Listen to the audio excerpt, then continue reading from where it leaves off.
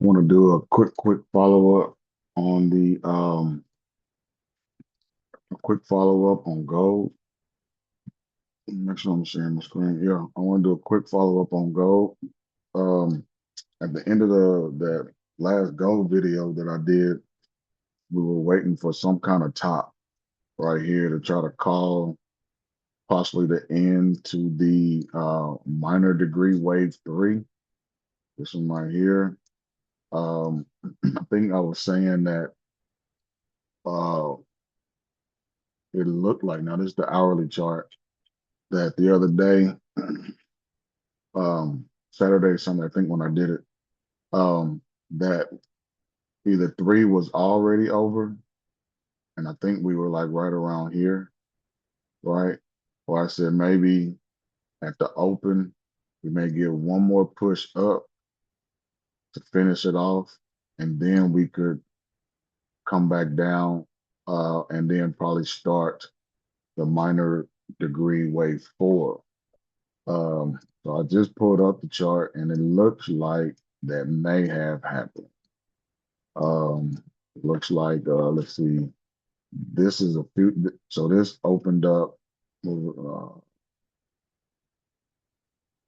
August 24th. So Sunday, yeah, Sunday afternoon is when the market opened up. So right around here. And looks like that's what we got. We got uh, another little push up, boom. And so now we're starting to fall away, right? We're not seeing the same type of, zigzag, small correction, then go type of pattern that, hour over hour, we're just falling away. We're getting some kind of small bounce here. So this could be uh, wave one, two, three, four, five, or this could end up being a three wave. And then there's a bunch of different possibilities that we possibly could see. If we look at the RSI, we look for some divergences. We got that right there. So that a minuette degree wave three, and if this is going to be minuette degree wave five, we got divergence there.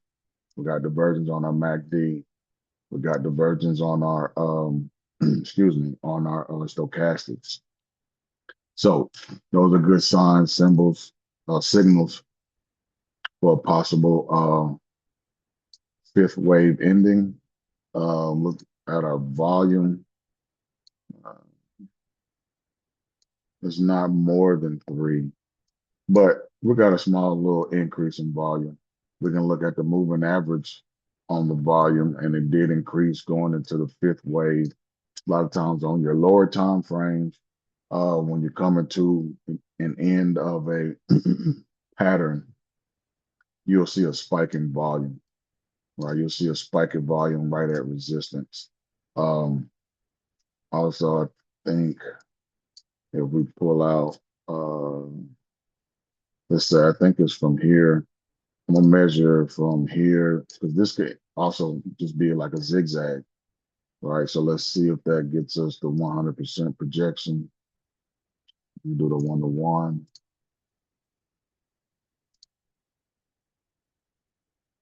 Here to here, and then bam, right at the 113. I'll take that. I'll take that all day. Even from here,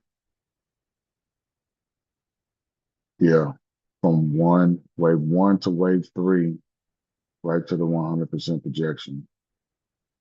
So like if this was a if this was a zigzag five way zigzag all in the cell, we got symmetry. All right, so what happens next? Well, this is what I want to do. I want to cap this. I know I'm still a little early. Oh, also, this was the other thing. So our little internal wave count, if this was uh, wave three, then wave four, and minuette degree, now we need to find five waves in here. And this looks like a 1, 2, 1, 2, 3, 4, 3, 4, and then that's 5. And so when we finished off on the last video, I had that as 3, 4. But again, like I said, I think it looked like a 1, 2, 1, 2. That's kind of what's playing out now. So this minuette 3, 4 goes over here. I'm sorry, this is sub minuette. 3, 4 goes right here. So this little smaller 1, 2, 3, 4, 5. This will be at micro degree. Uh, I can put that on here right quick. Micro degree, just to show. So 1, 2, 3, 4, and again that looks like another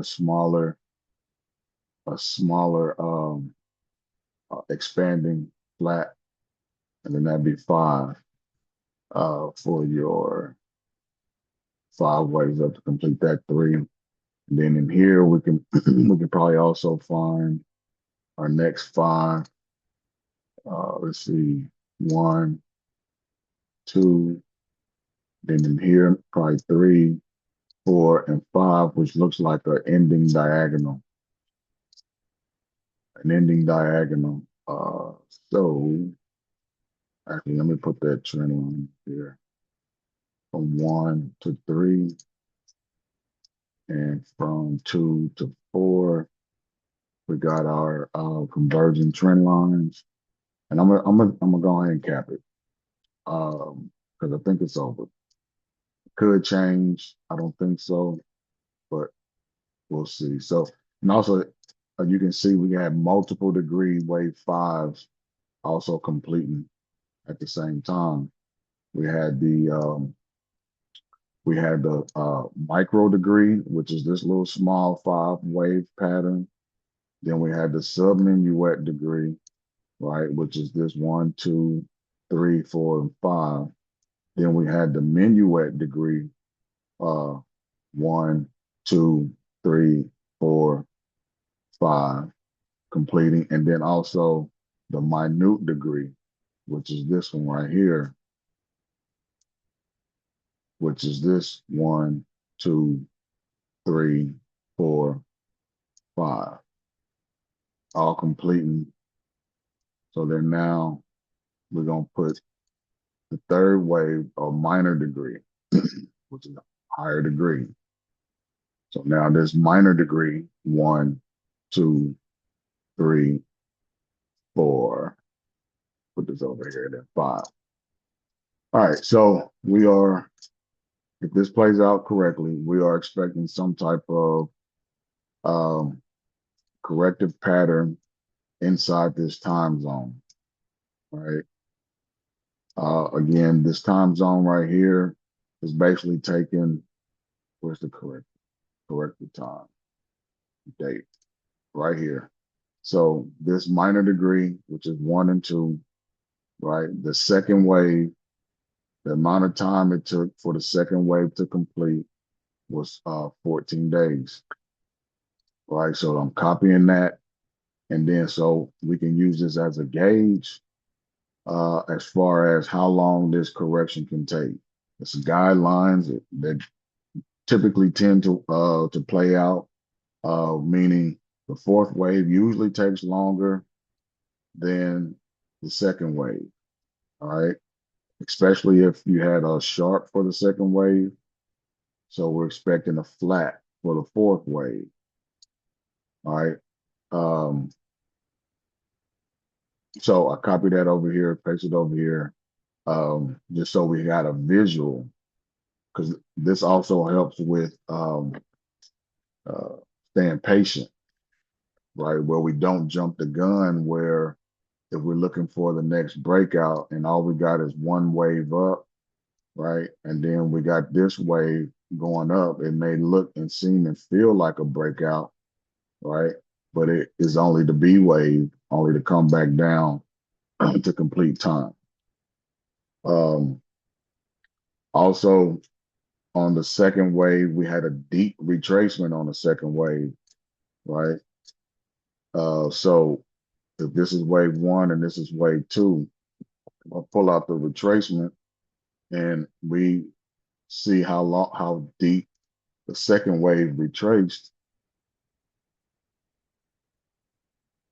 Where you at? I think I made a mistake right there. And then I go to the golden zone. Let me make sure. Let me hide that.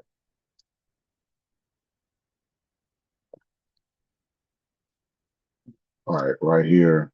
So I think that comes down. So look, this one came all the way down to the 90% retracement. All right, 786. Let me pull up the 50 and the 618, 618, and then the 50. All right, so that is a deep retracement for a wave two, right? Normally we're looking between the 50 to the 618. We came all the way down. This is almost as deep as a flat normally goes. The reason why I'm pulling that, pointing that out is the guideline of alternation, where if your wave two is a deep retracement, then your wave four may be a shallow retracement, right? Our typical wave four retracement is anywhere between 14 to 38. 38. The standard is the 38 2 retracement of the third wave, right? You're looking for about a 38% retracement.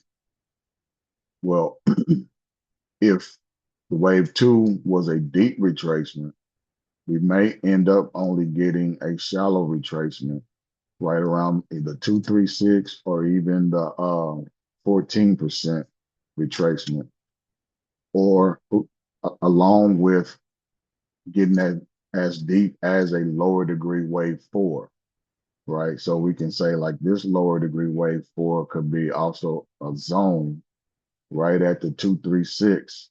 So we could get like a bounce up and then come back here, and then that's as deep as we go, right? Um, yeah, that's as deep as we go. Um, Maybe since this was deep retracement and we can say it took longer to actually retrace and complete, then maybe this fourth wave may not take as long, right? This fourth wave may take half the time. It might take half the time. So these are the zones that we're looking for, the 14, 236. That's the area of interest. And we want to see some type of three-wave pattern, or it could go into a triangle, but we'll deal with that part as it comes. Um, so I move this over. Now we're waiting on wave four. We're gonna let the A wave and the B wave play out. I wanted to go back to let's go to the 4-hour chart. And I wanted to show um, oh, the channel. So let me get rid of this one. I don't need that. So we're gonna line up the channels. We're gonna line up a fourth wave channel uh, right here, parallel channel, fourth wave. So uh, on this channel, we basically, if I were to just redo this, show you the points that we're looking for, we're going to connect the high of the minor degree wave one to the high of minor degree wave three, right? And then we're going to copy a parallel channel off the end of the minor degree wave two. And then that's going to give us a parallel channel up here. And a lot of times your wave four will terminate on that trend line. So I'm gonna go top of wave one and to the top of wave four, and then right here down to the bottom of wave two. All right, so let me make sure that those are on. So now what I'm doing, I'm gonna just stretch it out. Let me just stretch it out, give us some time, some distance. All right, So that's that channel. Let me put that back in that folder. So that's that channel right here. So we could see now, let's see. We're looking for somewhere down in here. It may come to the midpoint of that channel, right? But typically we like to see it come here. Maybe if this does take longer than the wave two, um, maybe it can come down here where it won't be a deep wave four retracement. It can still be a shallow wave four, right? So we do have some converging fibs and trend lines right around this area. This is the time, the 50 to 618 and the 100% projection. Look like right here, we got a real nice target to where that possible wave four can end, and then we head up into five. One other thing I wanted to add to this is a pitchfork. Pitchfork is like a channel as well.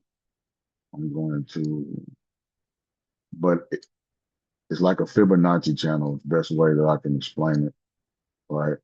And we're gonna go right here. We're gonna take our first major AB pattern, right? Or 1, 2, the first major high, high, then major low, and then go from there, right? And so if we can see, we want to show how price had reacted. I use a pitchfork to also help with um, market structure, figuring out the patterns, right?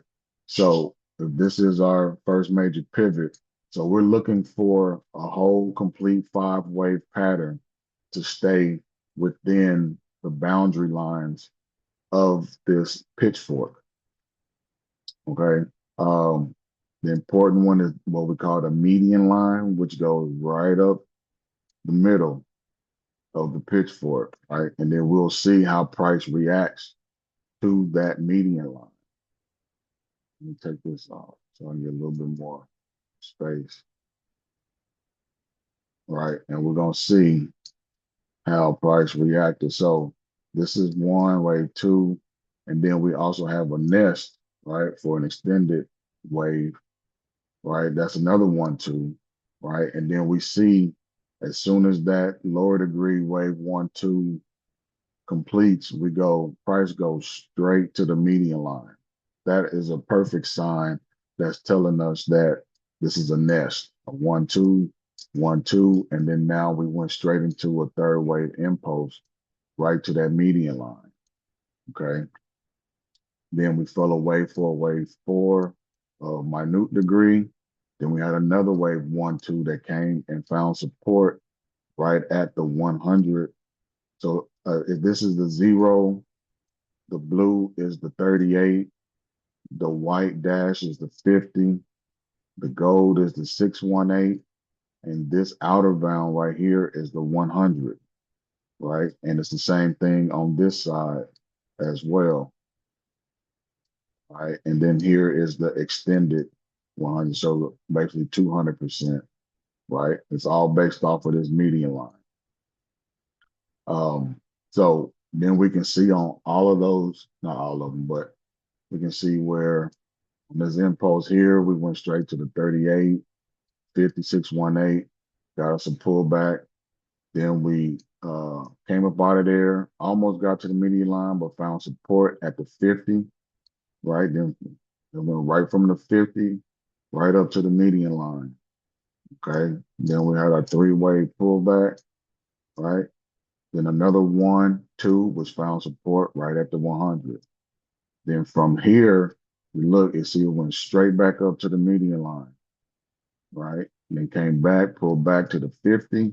Then from here, it went through the median line, across the range, and basically hit the 50% on the other side of this channel. So this could be the end of 3. All right. So if this is the end of three, so now given that we didn't seen that with this pitchfork, we can say that a lot of these fib numbers can be support. So now we can also look for confluence, right? So that 100 looked like it's been a solid support all the way up. So we could see if we use our retracement that we're waiting on, the 14, the 23, or the 38, right? We can look for some confluence right all the way across. Also on the daily chart, found the daily doji, right? Mark that. We see right here the 38, I mean, sorry, the 236 retracement coincides right with that daily doji, right? Stretch it out a little bit further inside our time zone, right? Daily doji 382, the 100 on the pitchfork. We got another little zone right here, right? To where we could possibly see the A, B, C terminate and then go. Let me get rid of this. Let me make this right now. Okay, it could be somewhere here. So we got kind of like two possible zones here. Then I think the other one, when I use the let me pull that channel back up. Parallel channel. Okay. So using the pitchfork, we got a zone right here. And using the channel, we got a zone right there. As far as time and price. Okay. Time and price. Um, this is looking good. This is looking good for some good trade setup. We can find some decent day trades out of this. The best, the best day trade will be after the first bounce, right? Getting a C wave trade, a short. Um, the even better trade would be, let the fourth wave play out. We get a bounce up into another smaller degree wave 1, 2. We enter a trade and we try to push it up and ride it into the fifth wave. Ride it into the fifth wave. Um, that's looking decent. That's looking decent. Uh, Stepping back, um, we still have to keep in mind that we are in a possible bigger B wave up, right? So we can find some resistance in this area. So yeah, when we find some entries, because we could end up being pushed back down there. Um, if we do ride it up into this zone, all right, we got to have some good targets to go ahead and close out uh, once those targets are hit. Pitchfork. So let me hide that. So that's where we at right there. Everything is looking good so far. Good trades. I'm about to take a couple trades out of here the next couple of days. Let's see how this plays out.